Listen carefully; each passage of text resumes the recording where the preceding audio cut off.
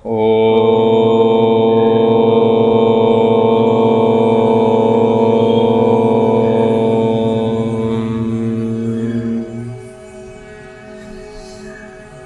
हम ऋग्वेद प्रथम मंडल तीसरे सूक्त के प्रथम मंत्र की चर्चा करेंगे। पहले इसके बारे में थोड़ा सा मैं परिचय दे देता हूँ। इस मंत्र के जो ऋषि हैं, ऋषि पता कौन होते हैं? मंत्र के का देखो, मंत्र का जो मेन अर्थ होता है ना, जैसे मैंने उस दिन बताया था, एक ही शब्द के कई अर्थ बन सकते हैं। अग्नि आप भी है और ईश्वर भी है। अब ये किस अग्नि के बारे में मंत्र बात कर रहा है, ये तभी पता लग सकता है जब हमें एक्चुअल में इसका कंटेक्स्ट मालूम हो।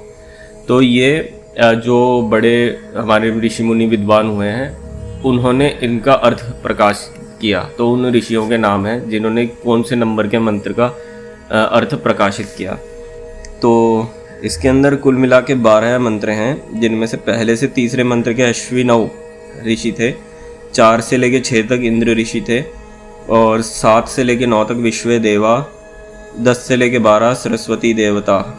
ठीक है, इसके जो छंद हैं वो हैं 1, 3, 5 से लेके 10, 12 गायत्री, दूसरा है निचरित गायत्री, और 4 और 11वें मंत्र का पिपीलिका मध्या निचरित गायत्री छंद।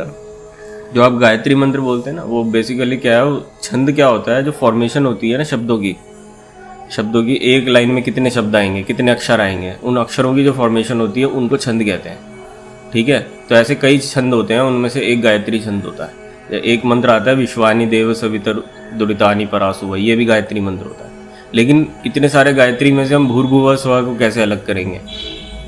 उस मंत्र को एक स्पेसिफिक नाम दिया गया है, सावित्री। ठीक है, तो अब तृतीय सूक्त का प्रारंभ करते हैं। इसके आदि के मंत्र में अग्नि और जल अश्वि नाम से लिया गया है। अश्विना यज्वरीरिषो द्रवत्पाणि शुभस्पति पुरुभुजा च नस्यतम। पदार्थ: हे विद्या के चाहने वाले मनुष्यों, तुम लोग द्रवत्पाणि शीघ्र वेग का निमित्त पदार्थ विद्या के व्यवहार सिद्ध करने में उत्तम हेतु शुभस्पति शुभ गुणों के प्रकाश को पालने और पुरुभुजा अनेक खाने पीने के पदार्थों के देने में उत्तम हेतु अश्विना अर्थात जल और अग्नि तथा यज्वरी शिल्प विद्या का संबंध कराने वाली ईशः अपनी चाही हुई अन्न आदि पदार्थों को देने वाली कारीगरी की क्रियाओं को चनस्यतम अन्न के समान अति प्रीति से सेवन किया करो। अब अश्विनी शब्द के विषय में निरुक्त आदि के प्रमाण आदि दिखाते हैं। हम लोग अच्छी सवारियों को सिद्ध करने के लिए अश्विना पूर्वोक्त जल और अग्नि को, जिनके गुणों से अनेक सवारियों की सिद्धि होती है, तथा देवौ जो कि शिल्प विद्या में अच्छे गुणों के प्रकाशक और सूर्य के प्रकाश से अंतरिक्ष में विमान आदि सवारियों से मनुष्यों को पहुंचाने वाले होते हैं, ता उन दोनों को शिल्प विद्या की सिद्धि के लिए ग्रहण करते हैं। मनुष्य जहाँ जहाँ साधे हुए अग्नि और जल के संबंध युक्त रथों से जाते हैं, वहाँ सोम विद्या वाले विद्वानों का विद्या प्रकाश निकट ही है। इस मंत्र का एक मेन जो अर्थ बताया है वो ये है कि अग्नि और जल के सहायता से विमान बना करते होंगे, उस समय पे रथ बना करते होंगे, आज भी बनते हैं। स्टीम इंजन जो है वो क्या है, अग्नि और जल का ही तो संयोग है भाई। वो भाप बनाता है, गैस बनाता है और उससे प्रेशर क्रिएट कर देता है। ठीक है, अथा इस निरुक्त में जो कि द्युस्थान शब्द है, उससे प्रकाश में रहने वाले और प्रकाश से युक्त सूर्य, अग्नि, जल और पृथ्वी आदि पदार्थ ग्रहण किए जाते हैं। इन्होंने यहाँ पे इसलिए क्लियर कर दिया क्योंकि द्यु शब्द के ना कई अर्थ होते हैं, तो उन्होंने बोला कि कोई उल्टा सीधा अर्थ मत लेना। इसका यही अर्थ है कि ये जो सूर्य, अग्नि, जल, पृथ्वी, जिन लोकों में हम रहा करते हैं, ऐसे माना जाता है सूर्य में भी जीवन है और उनके जो शरीर हैं वो उसके हिसाब से बने हुए हैं। हो सकता है वो पृथ्वी पे आएंगे तो ठंड से मर जाएंगे। ठीक है ना, तो इस तरह से ये जितने भी स्थान है ना, अग्नि, जल, पृथ्वी, इन सब में रहते हैं जीव जंतु होते हैं। ठीक है, अग्नि का मुझे पता नहीं, जल, पृथ्वी, वायु और सूर्य का तो पता है, वो तो आप भी समझ ही सकते हो, इन सब में रहते ही हैं। उन पदार्थों में दो के योग को अश्वी कहते हैं। वे सब पदार्थों में प्राप्त होने वाले हैं, उनमें से यहाँ अश्वी शब्द करके अग्नि और जल का ग्रहण करना ठीक है। ये जो बताया गया है ना द्यू, इनमें से 2 को कंबाइन करके अश्वी बोला जाता है। ठीक है, तो इस मंत्र में जल और अग्नि की बात हो रही है, पदार्थ होने वाले हैं, उनमें से यहाँ अश्व शब्द करके अग्नि और जल का ग्रहण करना ठीक है, क्योंकि जल अपने वेगादि गुण और रस से तथा अग्नि अपने प्रकाश और वेगादि अश्वों से सब जगत को व्याप्त होता है। इसी से अग्नि और जल का अश्वी नाम है। इसी प्रकार अपने अपने गुणों से पृथ्वी आदि भी दो दो पदार्थ मिलकर अश्वी कहते हैं। जबकि पूर्वोक्त अश्वी धारण और हनन करने के लिए शिल्प विद्या के व्यवहारों अर्थात कारीगरों के निमित्त विमान आदि सवारियों में जोड़े जाते हैं, तब सब कलाओं के साथ उन सवारियों के धारण करने वाले तथा जब उक्त कलाओं से ताड़ित अर्थात चलाए जाते हैं तब अपने चलने से उन सवारियों को चलाने वाले होते हैं। उन अश्वियों को तुरफरी भी कहते हैं, क्योंकि तुरफरी शब्द के अर्थ से वे सवारियों में वेगादि गुणों के देने वाले समझे जाते हैं। इस प्रकार वे अश्वी कलाघनों में संयुक्त किए हुए जल से परिपूर्ण देखने योग्य महासागर हैं। उनमें अच्छी प्रकार जाने आने वाली नौका अर्थात जहाज सवारियों में जो मनुष्य स्थित होते हैं उनके आने जाने के लिए होते हैं। इसमें ये बताया अग्नि और जल में तो हमने समझा कि प्रेशर तो है ही जो चलेगा, लेकिन उसको चलाने के लिए कोई वो भी तो चाहिए ना, कोई जहाज भी तो चाहिए, नहीं तो कैसे चल जाएगा। अब बस समुद्र का पानी, नदी नालों का पानी उड़ता हुआ आसमान में जा रहा है, उससे कोई इंजन थोड़ी चल रहे हैं ना, नहीं चल रहे ना, उससे तो खाली वर्षा हो रही है। तो उसके लिए हमें कला यंत्र भी बनाने पड़ेंगे, यानी कि रथ, हवाई जहाज, ये सब चीज़ें बनानी पड़ेगी, तभी उसके अंदर यूज़ हो पाएगा। और उसको बनाएगा कौन? जो कारीगर है। जैसे अनिल है कारीगर, बढ़िया बढ़िया चीज़ें बना लेता है, ठीक है, इस तरह के कारीगर चाहिए हमें। भावार्थ: इस मंत्र में ईश्वर ने शिल्प विद्या को सिद्ध करने का उपदेश किया है, जिससे मनुष्य कला युक्त सवारियों को बनाकर संसार में अपने तथा अन्य लोगों के उपकार से सब सुख पावें।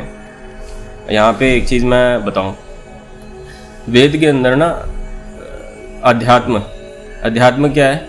जो दिखाई नहीं देता लेकिन उसका असर है। जैसे आपकी आत्मा आपको दिखाई नहीं देती, पर आप आँख बंद करते हो, अपने लिए कुछ भी पढ़ते हो, ज्ञान एकत्रित करते हो, ये सब ना आध्यात्मिक कार्य होते हैं, ठीक है। अब भौतिक कार्य क्या है? आप यहाँ पर आ रहे हो जॉब पे, पैसे ले रहे हो, खाना खा रहे हो, ये बाहर के जितने काम है वो भौतिक कार्य होते हैं, ठीक है। ईश्वर ने कहीं पर भी नहीं कहा है कि अध्यात्म के लिए भौतिक छोड़ दो और भौतिक के लिए अध्यात्म छोड़ दो। इस चीज़ को नोट करना, पॉइंट को मैं बहुत इंपॉर्टेंट बात बताने जा रहा हूँ, ठीक है। आजकल के जितने भी गुरु महाराज हैं, खासकर 1000 सालों में जितने पैदा हुए हैं, पिछले 1000 साल में, होई सोई जो राम रची राखा, को करी तर्क बढ़ावे साखा। क्या फ़ायदा तर्क बढ़ाने से मेरे भाई, जब सब राम ने रची रखा है। आलती पालती मार और बैठ जा, काम करना छोड़ दे। आप समझ रहे हो? चटनी खा ले भला हो जाएगा, है ना, फलाने पे ऐसा कर दो खोजे। कोई भी इनमें से ये नहीं बोलता कि पुरुषार्थ करो, सही काम करो और जीवन में सफलता लो। आप समझ रहे हो? ये बातें वेदों में बिल्कुल उल्टी है। वेद में साफ कहा है, बेटा तुझे पुरुषार्थ करना है। जिस दिन तू पैदा हुआ है, पहली सांस से आखिरी सांस तक बिना पुरुषार्थ के एक क्षण नहीं जाता इंसान का। आप जो सांस ले रहे हो वो भी पुरुषार्थ ही है, मेहनत ही है, मेहनत नहीं है। आपको हो सकता है ध्यान ना जाता हो, जाके उससे पूछो जिसको सांस नहीं आ रहा, वो बताएगा कितनी बड़ी मेहनत है नहीं। तो बिना पुरुषार्थ के कुछ हासिल नहीं होता। ईश्वर खुद कहते हैं कि चमत्कार नाम की कोई चीज़ नहीं होती, कार्य होता है, कारण होता है। कोई भी कार्य हो रहा है उसके पीछे कारण है, और अगर कारण है तो कार्य होगा। सिंपल सी बात है। चोरी करोगे तो पकड़े जाओगे, ठीक है, अच्छा काम करोगे तो तारीफ होगी, सिंपल सी बात है। तो ईश्वर कहीं नहीं कहते कि चमत्कार होता कहीं पे। ईश्वर कहते हैं कार्य को समझो, कारण को समझो। एक विद्वान व्यक्ति कौन होता है? विद्वान व्यक्ति वही तो होता है ना जो समझ जाए कि भाई ये काम करने से मुझे ये रिजल्ट मिल जाएगा, अच्छा काम, मुझे अगर वो रिजल्ट चाहिए तो मुझे ये काम करना पड़ेगा। लेकिन भाग्यवादी आदमी क्या सोचता है? भाई कुंडली देखना मेरी, जरा कुंडली में कौन से ग्रह हैं जो बता रहे हैं ऐसा होगा या नहीं होगा। काम नहीं करेगा, जिससे फल मिलने वाला है वो काम छोड़ के सब काम करेगा। आप समझ रहे हो? तो ईश्वर कहते हैं कि तुम आध्यात्मिक रूप से भी खूब उन्नत करो और तुम भौतिक रूप से भी खूब उन्नति करो। भगवान कभी नहीं कहते कि फक्कड़ भिखारी बन के रहो और तुम्हें अध्यात्म मिल जाएगा। उस गरीब आदमी को भगवान नहीं मिलते। इस बात को तो आप बिल्कुल बैठा लो अच्छी तरह से। अमीर आदमी को भी मिलेगा इसकी कोई गारंटी नहीं है, पर उसके बाद चांसेस बढ़ जाते हैं। अभी मैं आपसे कहूँ काम धंधा छोड़ो, ठीक है, और तपस्या करने बैठ जाओ, कोई नहीं बैठेगा, मैं खुद नहीं बैठूंगा। क्यों? हमारे ऊपर जिम्मेदारी है, हमें काम करना है ना। लेकिन अगर मैं करना चाहूँ, जैसे मानो अभी हम ये वेद के ऑडियोज रिकॉर्ड कर रहे हैं और इसके ऊपर वीडियो बनाने, उस पर तो समय चाहिए ना। लेकिन वही है कि हमें काम पहले हमारे लिए, उसके बाद थोड़ा सा समय बचेगा। लेकिन मान लो मेरे पे खूब पैसा हो जाए, मैं ना भी जाऊँ ऑफिस में तब भी मेरे पास पैसा आ जाए, तो मैं तो दिन भर ये परोपकार के काम कर सकता हूँ ना। मेरे पास तो चांसेस बढ़ गए ना, बजाय उस गरीब आदमी के जो बेचारा पत्थर तोड़ रहा है सड़क पे। इसलिए गरीब को तो ईश्वर बहुत ही मुश्किल से मिलते हैं। तो परमात्मा साफ कहते हैं तुम्हारे पास इंद्र जैसा ऐश्वर्य होना चाहिए। इंद्र जैसा ऐश्वर्य के लिए ये नहीं कि हम किसी के यहाँ पे डाका मार दें या बैंक, वहाँ पे भगवान हमारे लिए कोई सहायता नहीं करेगा। भगवान कहता है अच्छे कार्य करो, उन्नति करो। ये मैंने, अगर तुम अच्छे कार्य करते हो, धार्मिक बनते हो ना, तो ये दुनिया मैंने तुम्हारे लिए ही बनाई है। अहम आर्याय भूमिम अददाम, ये आता है वेदों में वर्ड।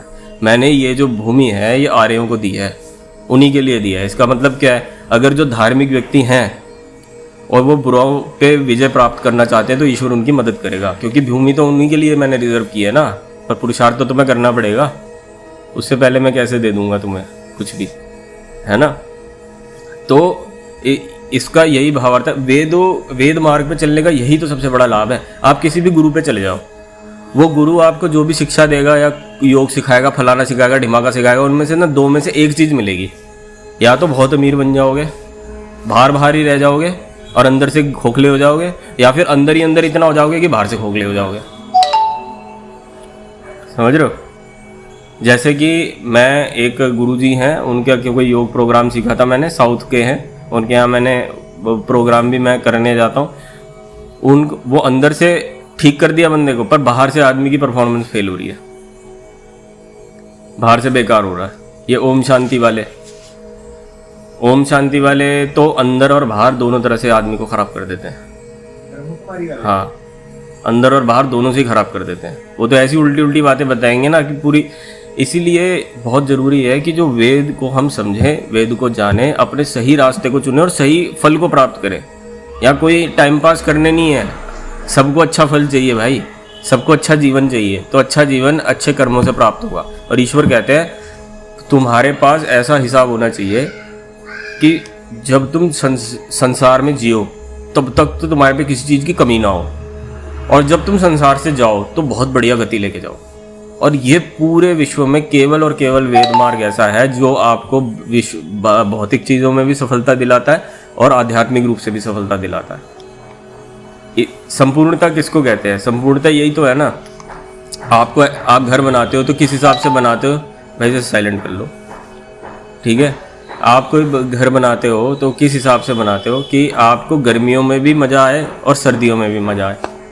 अब समझो आपका घर केवल सर्दियों के लायक हो तो गर्मी में तो पागल हो जाओगे आप, नहीं समझे? तो इंसान क्या कोशिश करता है? इंसान कोशिश करता है मेरे लाइफ में कोई दुख ना रहे, तो मुझे ऐसा काम करना चाहिए जिससे कि मुझे किसी तरह का दुख ना आए। वो तभी हो सकता है ना जब आपके ज्ञान में कोई छेद नहीं है। अगर आप कहीं पर गलत होगे तो गड़बड़ हो जाएगी सारी, है ना। इसीलिए आपको जो भी नॉलेज चाहिए, जो बिना छेद की नॉलेज चाहिए, उसका सोर्स भी वही होना चाहिए जिसके खुद की नॉलेज में कोई छेद ना हो, और वो ईश्वर के अलावा कोई हो नहीं सकता। आपको यहाँ का पता है, परली गली का कुछ नहीं पता, परली गली वाले को यहाँ का नहीं पता। ऐसी हर मनुष्य की हालत है। और जो ये इतने गुरु जो मार्केट में है ना, जो ये कहते हैं मेरा हाथ पकड़ ले मैं तुझे ताड़ दूंगा, वो खुद गड्ढे में जाता है, अपने चेले को भी लेके जाता है।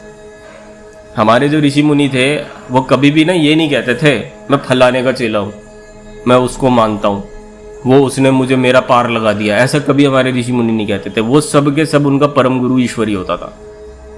हर शास्त्र में यही आता है, अच्छे शास्त्र में, कि ईश्वर ही सबका गुरु है, क्योंकि उसका हाथ पकड़ के रखोगे, उसको लेकर चलोगे तो कभी नहीं गिरोगे। ठीक है, चलिए। ओ